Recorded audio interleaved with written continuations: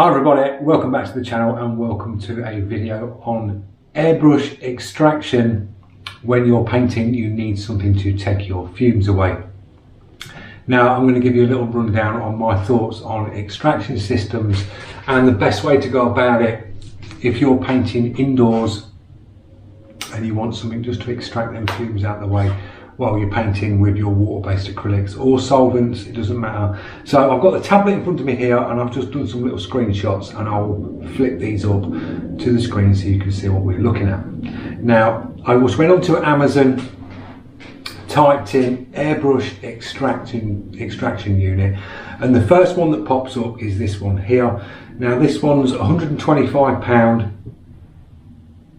and it's basically like a little box. You can see the airbrush there and you've got like a little spinny lazy Susan in the middle where you can put your item that you're painting and spin round and paint, and your extraction pulls your fumes away from you where you're painting.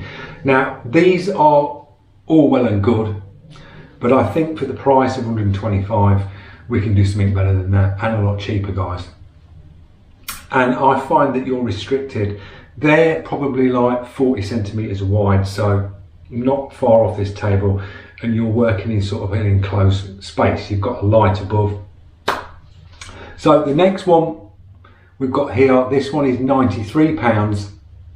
Same sort of thing. You've got your little spinny wheel to the center and you can put your little models and things like that. Great, I think, for doing, if you're doing models and things, but if you want to start doing portraits, you've got to stick an easel in front of that and you're not getting your full sort of extraction if you've got an easel standing in front of that cabinet. So that one's £93.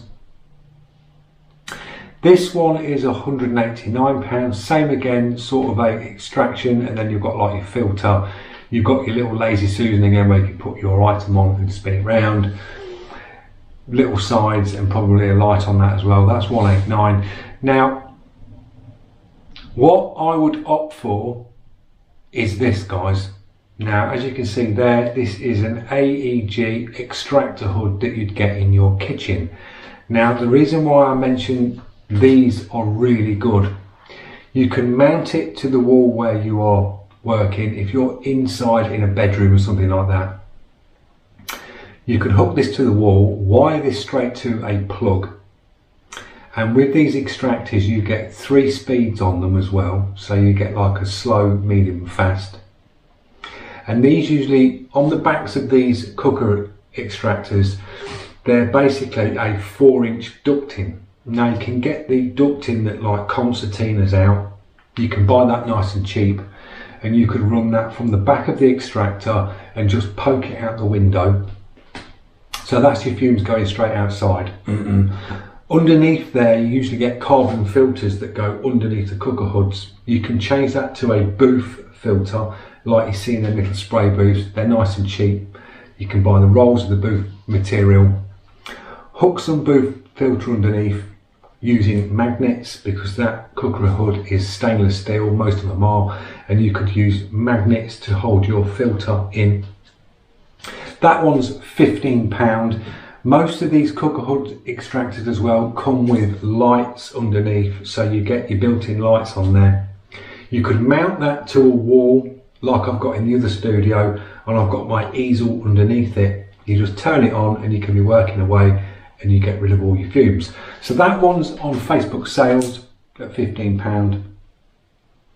We've got another one here, cooker extraction fan oven hood, £35, and that looks like quite a wide one, like like a metre wide, so that would be a good one to look at. So there's one there at £35. We've got another one there, cooker extractor hood, for £20, guys. So this is a cheap way of getting some extraction, and they work really well. The one in the studio over there, that pulls like you wouldn't believe on level 3. It really does. It just clears the little studio out really, really well. That one's £20. We've got another one here, double extractor hood, £40. So you're getting an extractor unit with lights, easy to hook up, for 40 quid, guys. and then you could mount your table underneath it. You could have your little spinny Lazy Susan where you could put your crash helmet on or your tank, be spraying, and you know all them fumes are going to be going out the window when you turn the extractor on. So there's them options there. They work really well. It's a cheap way of doing it. Facebook sales, yet again guys, is an absolute treasure chest of like goodies on Facebook sales. You can get set up really cheap.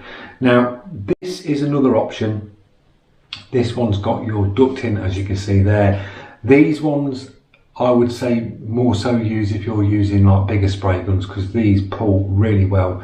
You could have this in the corner of your studio or garage, wherever you're working. Hook one of these up, put a filter bank in front of that, and then you've got your ducting that goes out. Then you've got this type of fan which you can mount into the wall. So as you see in my studio, I've got like the wall filter to the side, and I have got one of these fans brand new in a box, but I've just not got around to fitting it yet. So it's a big industrial one that can be mounted to the wall. So you've got that, and then also you've got these, which are bouncy castle, the air blowers that blow a bouncy castle up. Now if you've ever seen one of these going, the amount of air these things can pull. I've also got one of these that's mounted in the wall down there, so that can pull that way. And I actually made a alloy wheel spray unit. It's gone now, I don't use it, I dismantled it. But I had a leaf blower flipped, then done a big cone like bucket, the size of a basically an alloy wheel. Had the leaf blower, had the bounce castle blower underneath, mounted that on a frame above, so you could put the alloy wheel on, and then add filters inside the actual bucket. So when you turn the extractor on, it draws down, so when you're spraying the alloy, it just sucks all the fumes down, out again to a ducting, and then out the studio. They work really well, the actual bouncy castle blowers, and you can pick them Facebook sales £15–20. So there are cheap options on getting extraction for when you're painting, guys. There really is. And I've used all these different ones. The cooker hoods work really well, no dramas with solvents with them or acrylics. I've used the bouncy castle blowers with solvents. I've had no dramas, because some fans, people say they can ignite and explode and things like that, but the bouncy castle one, no dramas with solvents at all. The industrial one there, the black one, they are made for extracting fumes and things like that, so they're not a problem. And then you get these ones, the orange ones with the ducting, they are made for fumes, for taking fumes out in like work businesses and things like that. So they all work. It just saves a lot of money. When you look at these airbrush ones that are built, just have a look at how it's made, and you can make something so much easier. Cooker hood extractor, like the one here, you could flip the cooker hood so it was table mount, so it's like that, so you've got your filter bank in front, like you've got on the picture on this one here. You could build two aluminium sides and a casing over the top, and you've practically got the £189 one for probably ballpark 50–60 quid, all in, made to the size you want for your tabletop. So it's nice and easy, guys. You've not got to spend loads of money on these fancy airbrush extractor units when you can make your own, source your own. Facebook sales again, works wonders, guys. Cooker hood extractor, work brilliant. If you've seen Simon Murray's setup at SM Designs on his classes, he's got one massive long wall row, and there's cooker hoods all the way down that the students work under, so they work really well. So that's my little tips for you guys, for your beginners, if you want to get some extraction in your little studio or setup at home. They work great. Cooker hood, brilliant bit of kit. Get your filters, drop them underneath, and it works wonders. So I hope you enjoyed the video on this little tips and tricks for the beginner on extraction for your studio or your house when airbrushing, and I will see you in the next one, guys. Thanks for watching, and don't forget, if you're new to the channel, click that subscribe, press that notification so you don't miss out on any more upcoming videos, and give us a thumbs up, guys. It is helping the channel grow. Thanks for watching. See you later.